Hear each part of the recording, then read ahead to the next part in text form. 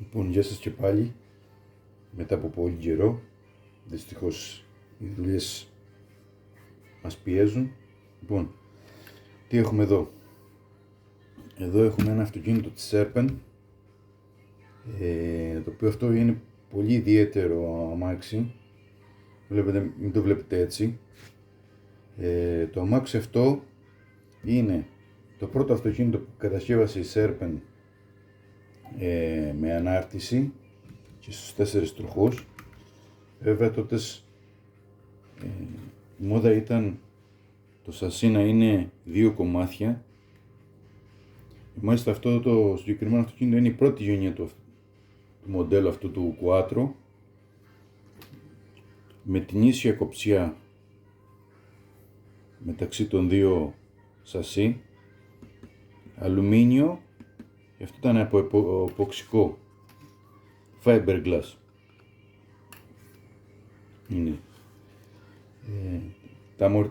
Το αμάξι αυτό έρχονταν χωρίς αμορτισέρ. Τα αμορτισέρ αυτά εδώ πέρα που είχε το αμάξι τα έχει βάλει ο επόμενος που το είχε, ή αυτοί που το είχαν τέλος πάντων. Το αμάξι αυτό έχει έρθει σε πολύ κακή κατάσταση. Ο προηγούμενος ιδιοκτήτης του δεν ξέρω για ποιο λόγο τα έχει αλλάξει όλα εδώ. Το σασί αυτό ούτε το κάτω δεν είναι το γνήσιο. Τα έχει φτιάξει αυτός, είναι handmade, είναι χειροποίητα, το οποίο πολύ κακή δουλειά.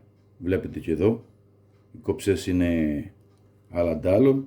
Το ντεπόζιτο το έχει βάλει αριστερά του αυτοκινήτου, ενώ κανονικά είναι στο κέντρο. Θα το φτιάξουμε αυτό το αυτοκίνητο.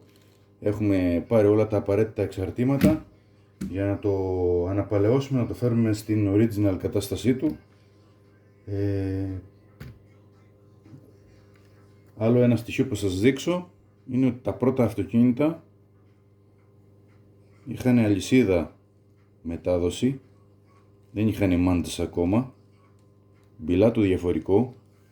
Δεν ξέρω αν η κάμερα μπορεί να πιάσει τις μπίλες, να τις φαίνονται εδώ οι μπίλες του διαφορικού.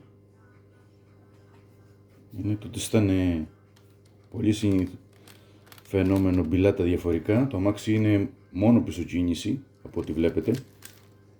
Έτσι, η τετρακίνηση ήρθε λίγο αργότερα.